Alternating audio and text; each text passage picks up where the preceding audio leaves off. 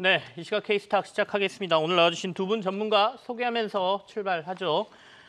하이투자증권 스마트 PB센터 이권희 멘토 나오셨고요. 그리고 리서치 아름의 고윤기 멘토가 함께하겠습니다. 어서 오십시오. 첫 번째 이슈부터 살피겠습니다. 결국에는 계속된 AI와 관련된 얘기 그리고 챗 GPT와 관련된 서비스가 나오기 시작한다라고 하니까 일단은 GPU, 엔비디아가 움직였고요. 반도체 쪽으로 본다면. 결국에는 뒷단에 있는 메모리 업체들도 수혜를 받을 수밖에 없다라는 얘기가 나오면서 반도체주에 대한 관심을 다시 주문하는 얘기들이 나오고 있거든요. 오늘 이 얘기 같이 한번 해보죠. 먼저 이권희 멘토부터 하실까요? 예, 일단 뭐 AI 관련된 소프트웨어 관련된 기업들, 뭐 당장 이제 챗GPT가 이제 상용화된다라고 얘기가 나오고 있고, 구글도 또 참전을 하고, 뭐 여러 이제 아마존도 이제 참전을 하고 있고, 여러 이제 우리나라 이제 네이버라든지 뭐 KT 주요 기업들이 다 이제 뭐 챗GPT 관련된 AI 관련된 산업을 좀 키우겠다라고 지금 얘기가 나오고 있고요. 관련해서 이제 그 소프트웨어 기업들은 이미 한번 1차 상승 이후에 좀 쉬고 있다라고 보시면 될 것 같고, 나머지 이제 지금은 오히려 이제 하드웨어 쪽에 대한 관심이 좀 높아지고 있는데, 네. 이제 미국의 엔비디아가 주가가 굉장히 많이 올랐습니다. 이제 이 챗GPT라든지 AI 관련된 산업을 하려고 하면 사실은 결론적으로는 3차원을 구현할 수 있는 이제 그래픽 카드 이런 것들이 좀 많이 쓰일 수밖에 없다, GPU가 많이 쓰일 수밖에 없다라고 얘기를 하고 있고요. 그럼 이제 결국에는 엔비디아를 대체하는 뭔가를 만들기 위해서 또 지금 각 회사들이 자체적인 이제 비메모리를 만들겠다라고 얘기를 하고 있는데, 일단 그 부분은 아직까지 좀 시간을 좀 기다려 봐야 될 것 같고, 당장은 이제 엔비디아 중심으로 좀 갈 수밖에 없다. 그다음에 AMD라든지 AMD도 마찬가지로 비슷한 걸 하고 있기 때문에 AMD와 엔비디아의 이제 싸움 이런 것들이 이제 앞으로 진행될 텐데, 관련해서 이제 삼성전자 같은 경우는 HBM PIM이라고 해서 이제 고대역폭 메모리라고 해서 이 부분을 그래픽카드와 같이 연동 지을 수 있게 그래픽카드의 성능을 더 높여줄 수 있는 메모리를 이제 개발했다라고 개발 이미 완성해놓고 있는 상태고, 이게 이제 본격적으로 쓰이지 않겠냐라는 그런 기대감이 있고요. SK 하이닉스도 마찬가지로 HBM3라고 해서 이 부분은 또 엔비디아 쪽으로 좀 뭐 들어가고 있는데, 엔비디아 GPU 칩과 같이 이제 연동돼서 들어갈 수밖에 없다라고 보고 있습니다. 네. 그리고 그 외에도 이제 이런 것들이 당장 사용된다는 것도 있지만, 또 하나는 이제 데이터 센터를 또 막대하게 또 구축을 해야 되는 상황이기 때문에 관련해서 그냥 일반 메모리 반도체도 수요가 폭발적으로 증가할 가능성이 높다라고 좀 보고 있어서, 네. 일단 여전히 이제 이 뭐 챗GPT AI 관련된 이런 확장세는 계속 이어지고 있는 상황이고요. 네네. 관련된 산업군에 대한 이제 분석들이 계속 이루어지고 있고, 각 기업들도 준비하고 있던 것들을 계속 발표하고 있어서 당분간 이 모멘텀은 좀 유지될 수 있는데, 일단은 지금 HBM 같은 경우는 양쪽 다 삼성전자나 하이닉스나 이게 마진율이 굉장히 좋은 비싼 칩이기 때문에 이쪽으로 좀 판매가 좀 가속화된다라고 하면 조금 더 플러스 알파가 생기지 않겠나라고 생각을 하고 있습니다. 네. 합리적으로 봤을 때는 이렇게 시장이 열리고 그쪽으로 가는 방향성은 뭐 다들 고개를 끄덕이실 것 같은데, 그렇다고 해서 지금 그러면 반도체주에 투자를 해야 되느냐 이 문제 아니겠습니까? 투자자들 입장에서는. 이권희 멘토께서는 지금 그러면 뭐 대표주가 삼성전자, SK 하이닉스니까요. 이 정도면 뭐 올 하반기쯤 가면 이런 이슈가 막 터지고 더 커질 거니까 우리 지금쯤 투자해도 돼요, 이런 의견이십니까?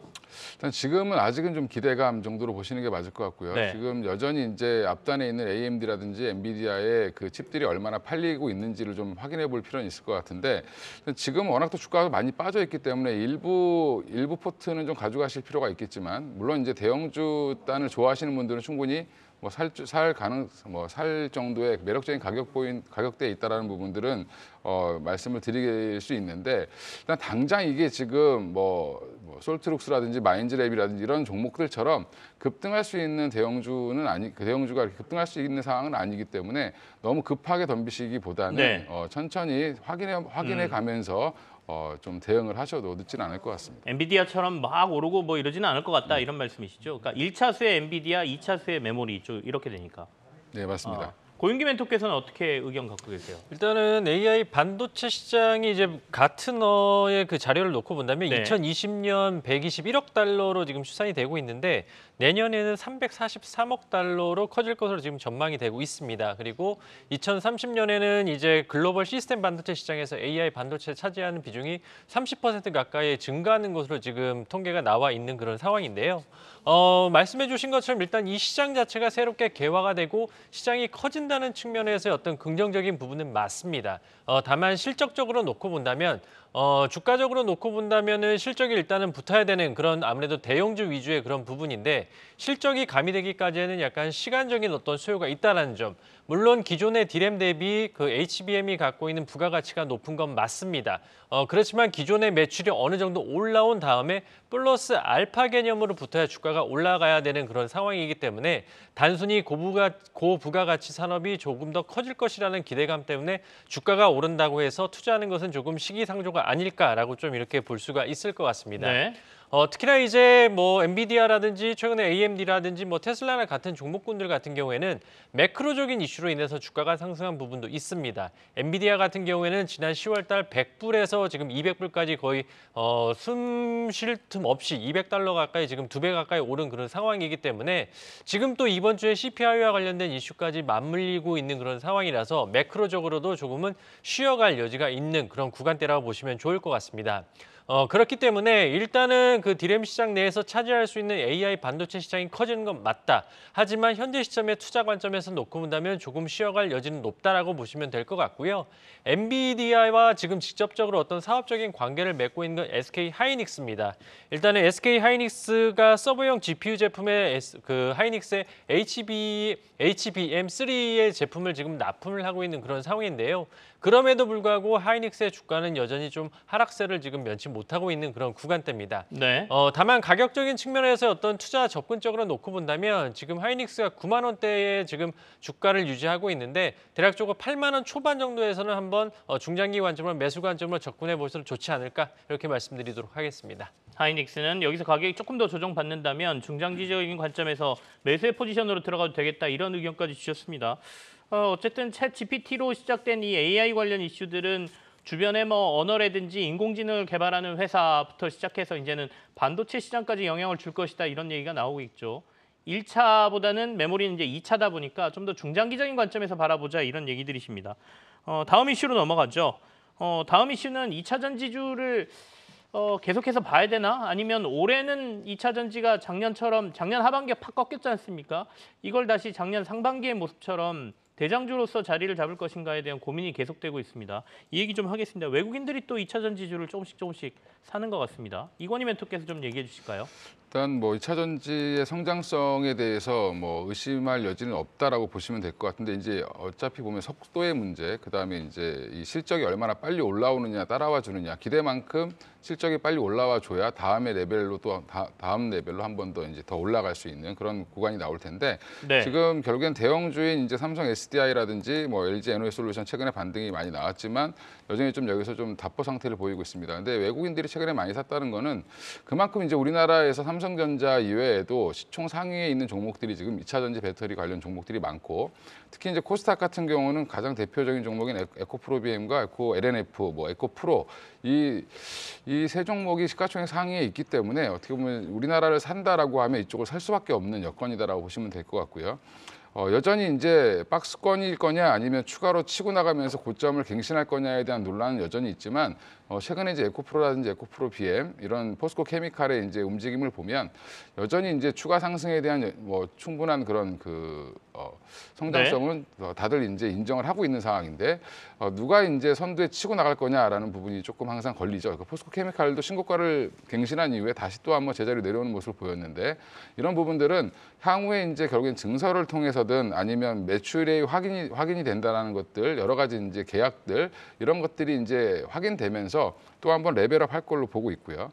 지금 현재 이제 이거를 당장 따라 사야 되냐 말아야 되냐 여러 가지 이제 논란이 있겠지만 그 와중에도 결국에는 조정이 나올 때는 매수 관점으로 대응을 하시는 건 맞는데 조정의 폭은 좀 상당히 좀 클 수도 있다. 뭐 이제 저는 이제 이쪽은 어차피 성장 섹터이기 때문에 네. 당장 뭐 미국의 이제 매크로 이슈가 조금만 안 좋아진다라고 하더라도 차익 실현이 또 강하게 나올 수도 있다라는 부분은 좀 염두에 두고 대응을 하셔야 될 것 같고요. 지금 쫓아가는 매매보다는 조금 기다렸다가 뭐 원하는 가격대까지 좀 기다렸다가 좀 매수해 보시는 관점이 더 좋지 않겠나 생각을 하고 있고요. 외국인들의 매수세는 당분간 앞으로 이제 우리나라를 산다라고 하면 뭐 2차 전지는 계속 사야 될 수밖에 없는 일정 부분을 싣고 가야 된다라고 생각하시고 대응을 하시면 될 것 같습니다. LG에너지솔루션은 주춤하고 있습니다만 말씀하신 것처럼 에코프로비엠이 장중 52주 신고가를 찍는 등 또 강세를 보이고 있기 때문에 계속해서 2차 전지주에 대한 관심은 이제 유도를 하고 있는데 말씀하신 것처럼 조정이 왔을 때 담고 조금 올랐을 때 팔고 이런 매매를 타이밍을 잘 맞춰서 하기가 되게 힘들단 말이죠. 그러다 보면 손해 보니까 에이 뭐 잘 간다면 지금 사서 그냥 오래 갖고 있을래 하시는 분들도 분명히 계실 것 같아요. 고윤기 멘토께서는 2차 전지주에 대한 전략적인 투자 뭐 어떻게 하는 게 맞다고 보세요? 저 2차 전지에 대해서는 뭐 전기차 수요 둔화에 대한 우려감이 있는 건 맞습니다. 그렇지만 2차 전지는 바이 앤 홀드 전략으로 끌고 가시는 게 저는 맞다라고 보고 있는데요.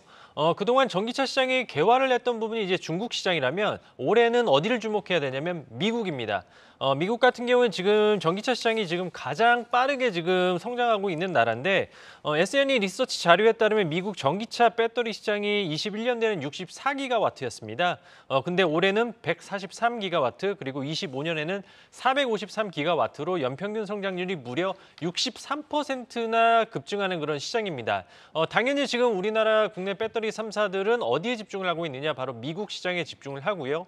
LG에너지솔루션 같은 경우에도 지난해 6조 원이 넘는 금액을 투자를 했었는데 올해는 10조 원이 넘는 금액을 미국에 투자를 하겠다라고 지금 공언한 그런 상황입니다. 그렇기 때문에 시장 자체가 굉장히 연평균 성장률이 무려 60%나 커지고 향후의 성장률에 대해서 어느 정도 보장이 된 그런 산업이기 때문에 약간의 노이즈는 있을 수밖에 없습니다. 그렇지만 어떤 정책적인 부분 가령 3월 달에 미국의 IRA 시행령과 관련해서도 일단 시행령이 확정될 예정이고요. 유럽 같은 경우에도 CRMA와 관련된 이슈들 초반까지도 나올 예정이기 때문에 법안적인 그런 측면에서도 우호적인 환경이 이미 조성이 돼 있는 그런 상황이라고 보시면 될 것 같습니다.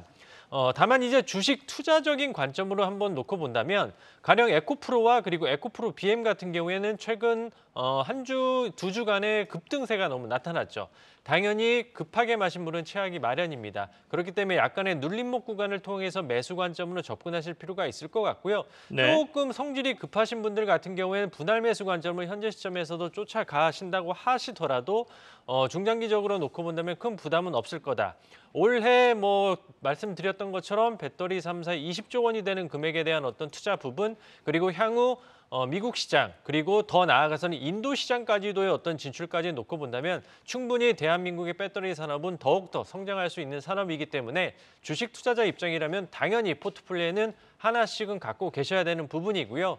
통상적으로 완성형 배터리보다는 저는 소재 쪽이라고 볼 수 있는 양극재 쪽으로의 집중적인 관심이 더욱더 필요하지 않을까 이렇게 정리하도록 하겠습니다. 양극재 쪽에 대한 집중적인 관심이라고 하시면 뭐 종목군 몇 개 얘기해 주시죠. 탑픽으로 보고 계시는 종목들. 뭐 탑픽으로 일단 뭐 추천주로 말씀드릴까 했는데 우선 말씀드린 LNF 저는 집중적으로 좀 보고 있습니다. 뭐 폐배터리 관련해서도 지금 시장에서 이슈가 되고 있는데 LNF는 일단 레드를 통해서 폐배터리 관련된 사업도 어느 정도 지금 완료가 된 상황이고요. 그리고 미국의 수출 승인에 관련된 그런 이슈도 있었지만은 말씀드렸던 것처럼 3월 달에 미국의 IRA가 어느 정도 이제 확정이 된다고 한다면 양극재 관련해서도 다시 한번 수출 관련된 이슈가 마무리가 되기 때문에 한 단계 레벨업 될 가능성이 높다 이렇게 정리하도록 하겠습니다. 뒤에 관심주에서 조금 더 자세히 LNF 들어보겠습니다. 미리 공개가 돼버렸습니다. 자, 미래에셋도 반도체 비중 확대 공고 상방도 열려 있다 이런 보고서 냈습니다. 그러니까 지금 최근에 2차 전지에 대해서 다시 관심을 주문하는 데들이 좀 늘고 있다. 이 정도는 참고하실 만할 것 같습니다. 자, 다음 주제로 넘어갈까요?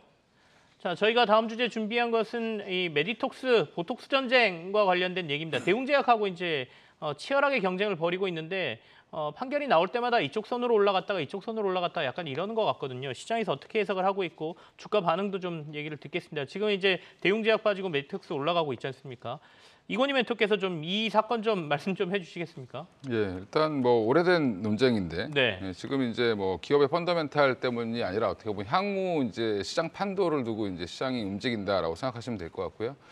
메디톡스랑 제테마 이 두 회사는 사실은 이제 국내에서 본인들이 만든 균주다라는 게 이제 공식적으로 인정이 되어 있는 기업이고, 대웅제약 같은 경우는 메디톡스와의 이제 분쟁도 여전히 있었고, 휴젤도 마찬가지로 여러 이제 얘기가 있었지만, 휴젤도 이제 아직은 본인이 당사자가 아니기 때문에 관련해서 이제 또 이제 사실 여러 투자자들이 걱정을 하고 있는 상황인데, 네. 우리나라에 이제 보톡스 균주를 한 22군데서 지금 확보했다라고 지금 회사가 얘기를 하고 있는데, 사실은 이제 이게 뭐 완벽하게 그 본인이 발견한 균주다라는 부분을 확인된 회사는 딱 두 회사밖에 없습니다, 지금 현재. 그러다 보니까 그 회사 중심으로 이제 최근에 주가가 상승하고 있다. 이제 네. 독보적인 1위 기업인 뭐 메디톡스라든지, 그다음에 이제 임상 3상에 들어가고 있는 뭐 제테마 이런 회사 두 회사를 제외하고 나머지는 다 어느 정도 어떻게 보면 위험 리스크를 안고 있다라고 보시면 될 것 같고요. 일단 보톡스가 사실은 이제 독소 성분이고, 이게 굉장히 그러니까 어떻게 독약과 같은 거기 때문에 이런 부분들의 해외 반출이라든지 이런 것들이 굉장히 제한되어 있고, 이런 것들을 이거를 균주를 직접 찾아내는 방법도 굉장히 어렵기 때문에, 이런 부분들에 대해서 이제 서로 본인들의 기술을 빼간 게 아니냐라는 그런 의구심이 항상 남아 있는 상황이다라고 보시면 네. 되고요.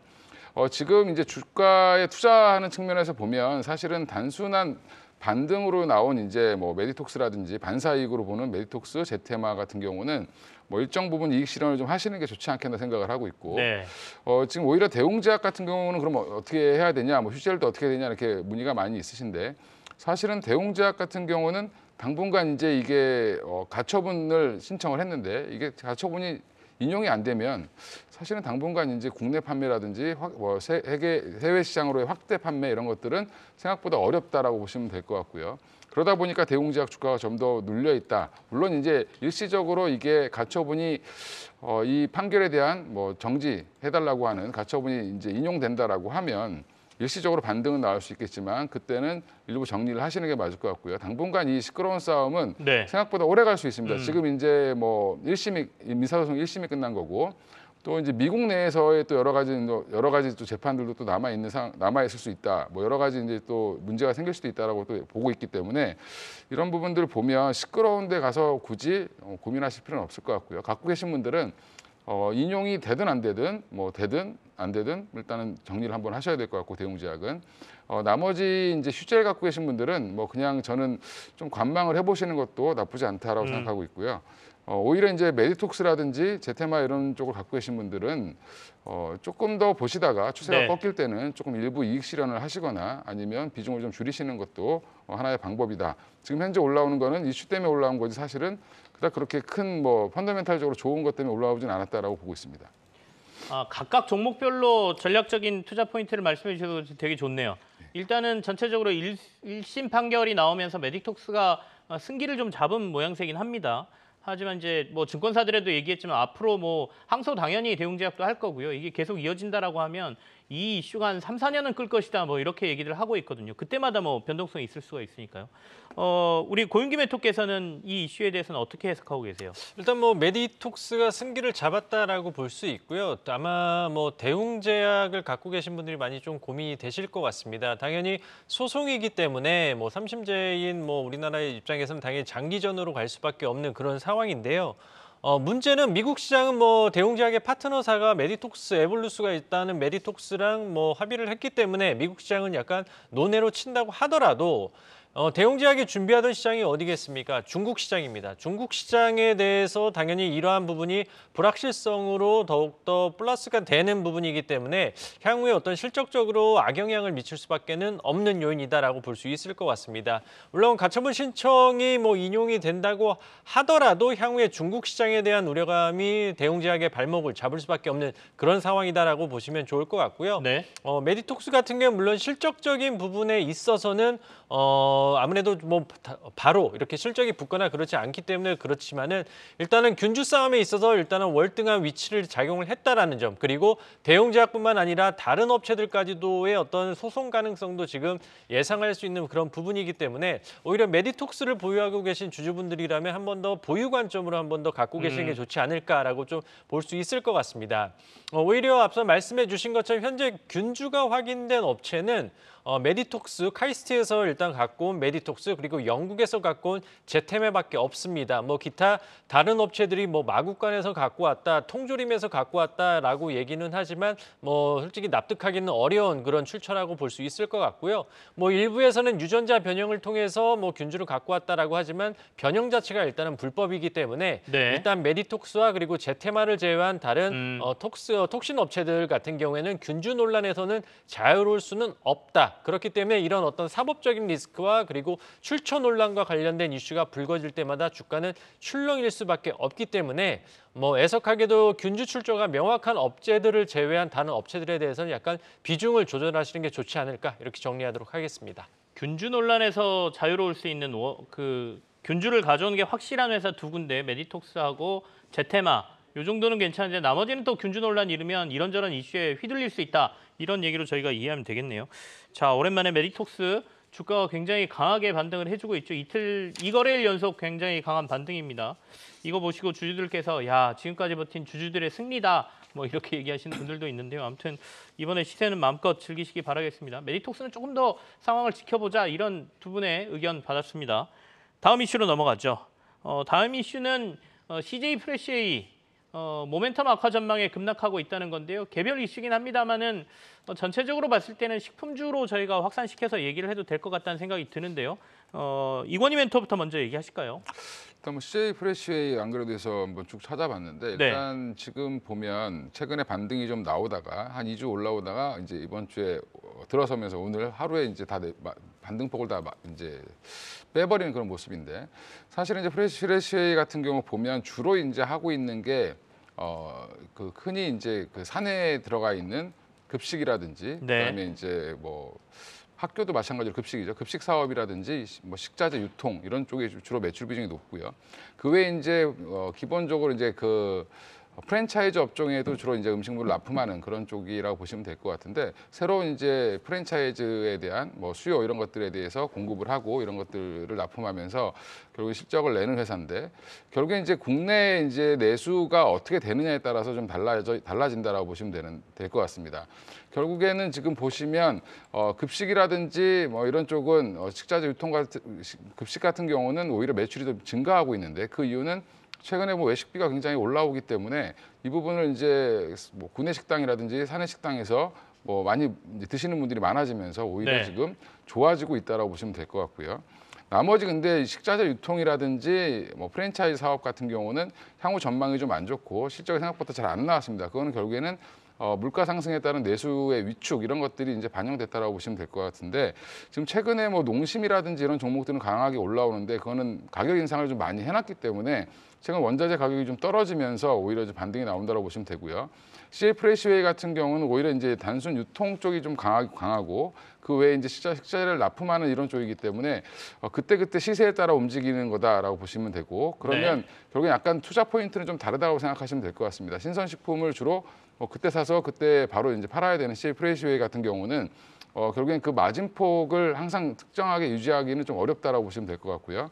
그런 부분에서는 CJ 프레시웨이 같은 경우는 지금 한쪽은 좋은데 또 한쪽이 안 좋기 때문에 당분간은 중립 관점으로 보시는 게 좋겠다라고 생각하고 있습니다. 중립 관점에서 CJ 프레시웨이를 보자. 다른 식품업체하고는 조금 성격이 다르다 이런 말씀이세요. 고윤기 멘토께서는 이 이슈를 어떻게 보십니까? 실적은 뭐 그런 대로 잘 나온 것 같거든요. 근데 이제 전망이 워낙 안 좋다 보니까 주가가 좀 많이 빠지는 것 같습니다. 약간 저는 이 이슈를 보면서 리오프닝 관련주들, 특히나 소비 관련된 리오프닝 관련주들에 대해서는 다시 한번 좀 고민이 필요하지 않을까 이렇게 좀 생각을 해봤습니다. 왜냐하면 리오프닝과 관련해서 우리가 뭐 코로나19 때 마스크를 쓰고 뭐 백화점을 가거나 혹은 마트를 가거나 혹은 외식을 하거나 그렇게 큰 문제는 없었던 그런 부분이었는데 그런 부분이 일단 주가에 선제적으로 반영을 했고 그 전에 미리 주가가 올랐습니다. 주가가 현재 리오프닝 관련주들 또한 여기서 한 단계 레벨업을 하려면 실적이라는 후행적인 지표가 받쳐줘야 되는데 일단은 리오프닝 관련주들은 실적이라는 후행적인 지표가 일단은 받쳐지지 못했고 CJ 프레시웨이 또한 같은 맥락으로 이해를 하시면 좋을 것 같습니다. 그리고 한국농수산식품유통공사의 외식산업 경기 동향지수를 놓고 본다면은 최근 5분기 동안 상승을 했었습니다. 그렇지만은 무려 코로나 초기인 2020년 1분기 이후에 11분기 만에 최하락치로 좀 하락하는 그런 모습이 나타나면서 지금 금리 인상에 따라서 조금 내수 경기가 굉장히 좀 위축되는 그런 부분이 나타나고 있기 때문에 네. 뭐 비단 CJ 프레시웨이뿐만 아니라 뭐 내수 관련된 그리고 음식료와 관련된 이런 업체들에 대해서는 약간 투자적으로 놓고 봤을 때는 조금 중립적인 관점을 다시 취할 구간이 아닌가라고 이렇게 볼 수가 있을 것 같습니다. 그리고 비단 뭐 리오프닝과 관련해서 뭐 음식료라든지 뭐 그리고 내수 관련된 이런 이슈뿐만 아니라 또 최근에는 뭐 항공주를 놓고 본다고 하더라도 어느 정도 지금 주가가 많이 올랐었죠. 그렇지만 다시금 지금 유가가 반등할 그런 기미가 나타나고 있는 그런 부분이기 네. 때문에 투자 전략에 있어서 리오프닝주들에 대해서는 다시 한번 세우시는 그런 시점이 아닐까 이렇게 정리하도록 하겠습니다. 알겠습니다.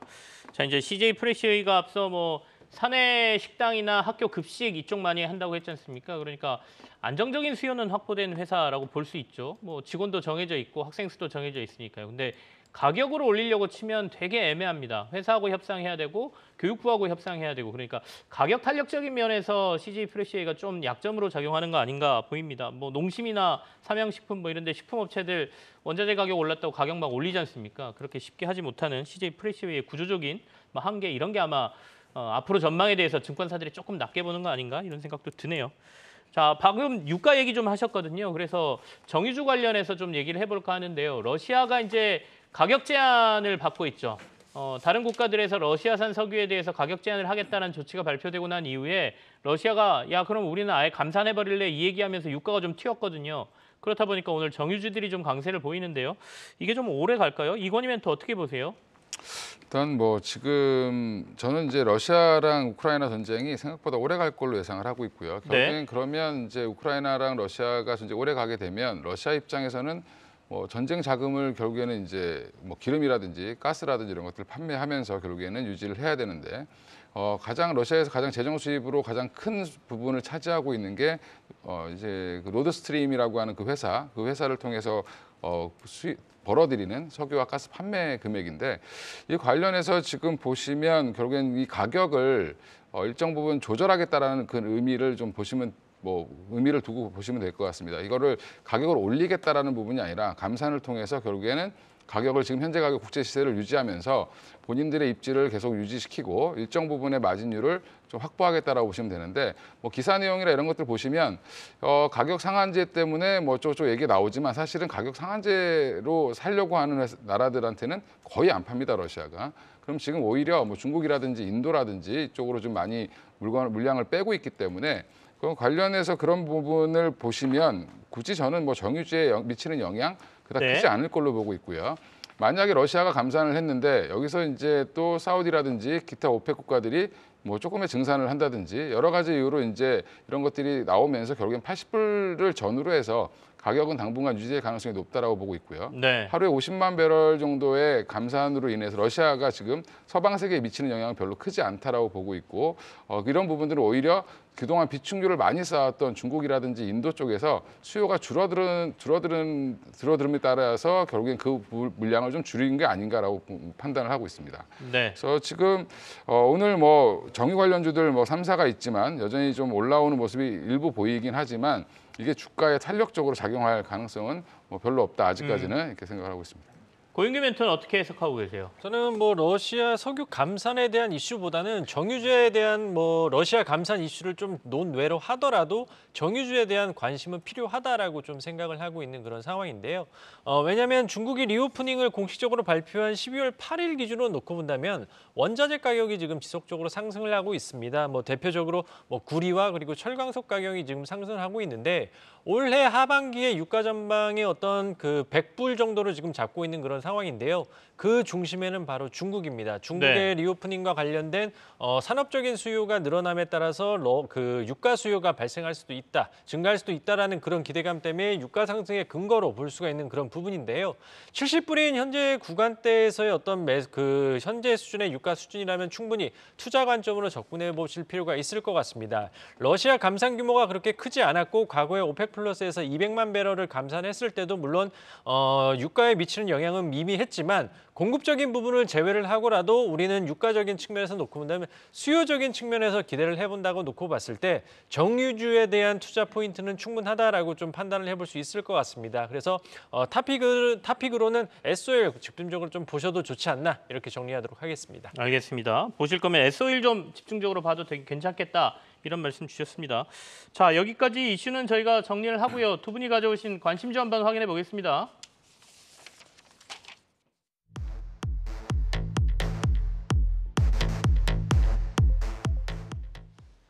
네, 먼저 이건희 멘토가 가져오신 종목 볼까요? 성일하이텍이네요. EU의 원자재법 수혜주다. 결국에는 배터리 리사이클링과 관련돼서 관심을 갖자 이런 말씀이시고요. 고윤기 멘토는 아까 잠깐 언급을 하셨죠. 2차 전지 관련 LNF 가져오셨습니다. 먼저 성일하이텍부터 듣겠습니다. 성일하이텍 그 상장하면서부터 굉장히 스타 종목으로 좀 각광받았던 종목인데 일단 폐배터리 산업 관련돼서 그 당시는 조금 어떻게 보면 이슈 그다음에 그 당시에 IRA 관련된 미국 법안이 이제 워낙 충격을 줬기 때문에 관련해서 이제 결국에는 그 원자재를 어디서 구입할 거냐, 뭐 중국산을 배제하겠다라는 그런 얘기가 나오면서 성일하이텍이라든지 폐배터리 재활용 업체들 관련해서 주가가 굉장히 핫하게 움직였다가 오히려 이제 22년 9월 이후부터는 쭉 내리막길을 걸었습니다. 내리막길 걸었는데 다시 한번 또 주목을 받는다라고 하면 결국에는 이제 미국의 IRA가 있다라고 하면 유럽에는 CRMA라고 해서 핵심 원자재법이 이제 발의가 될 텐데 네. 그 안에 이제 가이드라인이라든지 이런 것들 이제 보면 결국엔 그 안에서 폐배터리의 의무 사용을 2030년부터 아예 고정적으로 비율을 정해서 이런 부분들을 사용하지 않은 배터리를 쓸 수 없게 만들겠다라고 지금 얘기를 하고 있습니다. 강제 조항을 넣고 있기 때문에 일정 부분 유럽에 수출되는 2차 전지에는 폐배터리로 만든 원자재가 일부 함유가 돼야 된다는 부분이 강조되어 있다는 부분 보시면 될 것 같고요. 그러면 결국에 이제 이 폐배터리 산업의 여러 회사들, 포스코 홀딩스부터 시작해서 여러 이제 대기업들, LNF도 마찬가지고 뭐 코스모 그룹도 있고 여러 회사들이 있는데 그 중에서 성일하이텍을 좀 주목해 보실 필요가 있는 건 전처리 뭐 그다음에 전공정, 후공정 다 이제 일괄되게 할 수 있는 전 공정을 다 소화해낼 수 있는 기업이다라는 네. 부분이고요. 그다음에 지금 현지 조달도 중요한데 폐배터리 산업에서 가장 중요한 거는 폐배터리를 어떻게 확보하느냐도 굉장히 중요합니다. 그래서 지금 성일하이텍 같은 경우는 5개 사이트에서 폐배터리를 지금 확보하고 있는 상황이고 그 외에도 이제 확보처를 계속 늘려나갈 예정이고 지금 현재 공장은 한 2공장까지 완공되어 있는데 3공장 지금 짓고 있고요. 그 외에도 지금 현지화 전략으로 이제 유럽 쪽에도 공장을 좀 더 짓겠다라고 지금 얘기를 하고 있습니다. 그래서 향후에 캐파 증설 이슈, 그다음에 단기적으로는 CRMA 법안 관련돼서 법안이 확정 발표가 되고 나면 또 한 번 폐배터리 관련된 이슈가 재점화될 수 있다라고 생각하시고 접근하시면 괜찮을 네. 것 같습니다. 자, 목표가하고 손절가 지금 제시되고 있습니다. 하단에 나가고 있는데요. 목표가 성일하이텍 15만 원에 손절가 11만 원 제시하셨어요. 지금 현재가가 12만 1,000원이니까요. 위로 조금 열어놓고 봐도 되겠다 이런 의견이신 것 같습니다. 자, 고윤기 멘토 LNF 얘기 듣겠습니다. 아까 조금 얘기하셨는데 어떤 관점인지 좀 더 자세히 듣겠습니다. 일단 뭐 LNF 4대 소재 중에 뭐 양극재, 음극재 그리고 전해질 분리막 중에 배터리에 가장 많이 들어가는 이제 양극재 생산하는 업체라고 보시면 좋을 것 같습니다. 일단 LNF의 투자 포인트는 일단 3월달에 미국 IRA 시행령이 확정이 됐는데 이 IRA 백서를 놓고 본다면 이 양극재를 반드시 미국에서 생산하지 않아도 FTA 체결국에서 생산을 하더라도 보조금이 지급된다는 내용이 있습니다. 그렇기 때문에 LNF한테는 수혜를 볼 수 있는 내용이고요. 그리고 유럽 CRA의 초안이 발표될 경우에는 어떤 정책적으로 우호적인 환경이 2차 전지 전체적으로 펼쳐진다라고 보시면 좋을 것 같습니다.